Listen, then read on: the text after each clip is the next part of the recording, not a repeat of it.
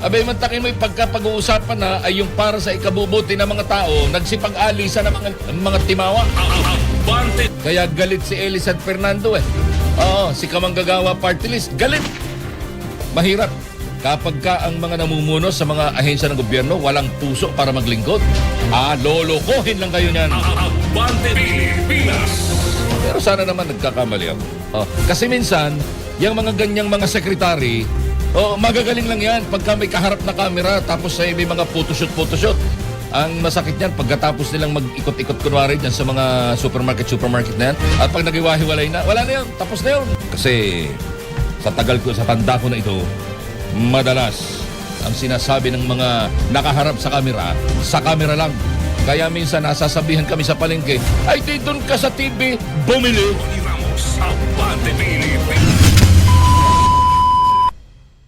If we can, tayo na ho ang lumapit sa mga magsasaka. Oo, at tumulong sa kanila at bilhin natin yung kanilang produkto. Kawawa naman. Kasi wala tayong aasahan sa gobyerno na ito, maniwala kayo. Wala tayong aasahan sa gobyerno na ito dahil ang gusto lamang nila ay ang kumita. Balita, impormasyon at balitaktakan. Kasama si Ronnie Ramos. Abante Pilipinas. Oras natin! Direk, ang bagal nitong aking mouse. Ba't ganon? Alas 5:15 na ho ng umaga. Sa ulo ng ating mga umabanting balita, DTI at mga manufacturer nagkasundong palawigin pa ang status quo o kasalukuyang kalalagayan sa presyo ng mga bilihin. Bilang ng mga Pinoy na may trabaho tumaas noong Pebrero. Talaga? Joint Committee hearing ng Kamara hinimay ang problemang dulot ng giyera sa gitnang silangan. Purchasing power ng piso bumulusok noong Marso. Supply ng langis sapat para sa 50 araw sa gitna ng krisis ayon sa Department of Energy. 15 taong kulong sa mga hoarder ng oil products inihirit sa Kamara. Pero yung death penalty sa mga magnanakaw sa gobyerno, lintek walang may gusto. Puro sila magnanakaw eh. Supply ng LPG sa bansa hanggang 33 araw na lang ay naman sa Department of Energy. At yan ang ating mga headlines. Balita, impormasyon at balitaktakan. Kasama si Ronnie Ramos. Abante Pilipinas. Kinumpirma ni Department of Trade and Industry o DTI Secretary Cristina Roque na walang pagtaas sa presyo ng mga basic necessities at prime commodities hanggang April 30, 2026. Ito'y sa gitna na nagpapatuloy na taas presyo sa langis. Sa nagpapatuloy na kapihan sa Manila Bay, sinabi ni Secretary Roque na ito ang napag-usapan nila kasama ng ilang manufacturer. Saklaw nito ang mahigit 200 produkto gaya ng delata, kape, gatas at sabon sa mga supermarket at online platforms. Matatanda ang unang inihayag ng DTI na walang price increase sa mga pangunahing bilihin hanggang April 16, 2026. Sana nga, Sana nga. Oo, maraming salamat po. Anong sagot ng amalgamated group, ano ang sagot nila? Sila yung mga mas nakakaalam diyan kasi sila ang taga-riyan. Kasi minsan, yung mga ganyang mga sekretary, magagaling lang yan pagka may kaharap na camera tapos may mga photoshoot at sa mga picture para malagay ang mukha nila sa dyaryo. Buti sana kung pagka sa dyaryo ng Abante sigurado yan. At saka sa huli ka dyaryo ni Jojo Sibial. Di ba ga? Ewan ko lang. Pero hindi. Ang masakit niyan, pagkatapos nilang mag-ikot-ikot kunwari dyan sa mga supermarket na yan, at pag nag-iwahiwalay na, wala na yun, tapos na yun. Pero tingnan natin, tanungin natin, totoo, kasi pwedeng napipilitan lang umuo yung mga yan eh. But of course, yun ang sabi nila sa DTI. Pero hindi man sasabihin ng DTI na ang karugtong nun ay hanggat kaya po namin. Kasi urat tikit sa lahat, mauubos ang kanilang supply.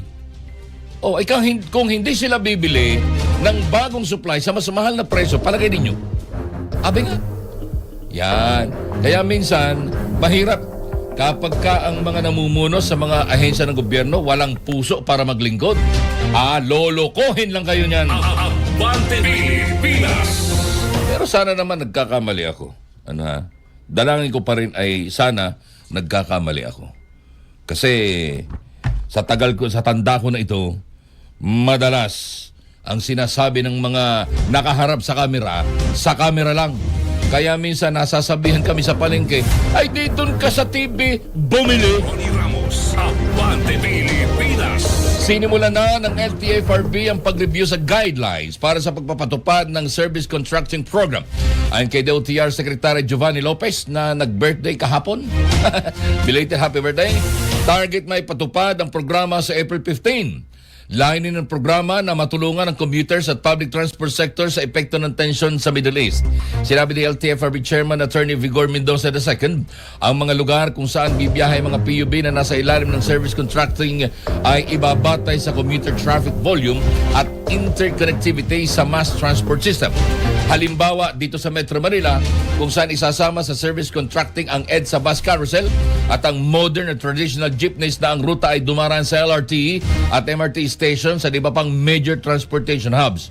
Sa mga urban area gaya ng Davao City at Cagayan de Oro City, sinabi ni Mendoza na ang programa ay ipatutupad sa iba't ibang mga ruta depende sa dami ng mga pasahero. Abante Pilipinas. Tama naman yun, Pero hindi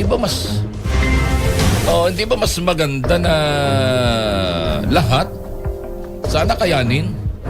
Kasi, di ba, at least lahat ng mga commuters ay mabibigyan ng pagkakataon, kahit papaano.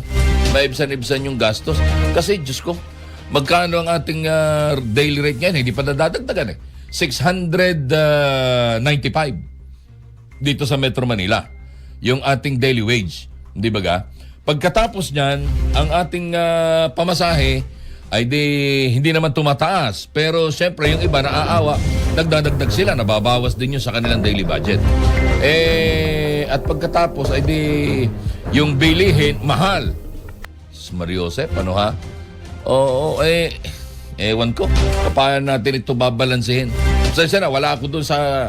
Ala tayo doon sa lamesang kanilang pinagtutumpukanan. Hindi natin alam kung ano ang talagang epekto nito. Kasi itong mga kalihim, yung ilang mga gabinete ng presidente ninyo ay pagka itong tungkol sa problema na kung paano makalulutas o makakatulong dito sa krisis, nag-aalisan. Kaya galit si Elisad Fernando Oo, si Kamanggagawa Party List, galit. Abay, mantakin mo yung pagkapag-uusapan na ay yung para sa ikabubuti ng mga tao, nagsipag-alisan ng mga timawa. Abante Pilipinas. Hindi na nakapag-usap. Talaga naman, Ay, ewan ko, bakit ganyan? Hindi, mabibilang mo sa kamay mo, sa mga daliri sa kamay mo, yung nasa gabinete ng presidente na meron puso para maglingkod. But unfortunately, inuumpisahan din naman silang gibain. Kung sino-sino sila, malalaman din yan. Samantala, magbabalik ang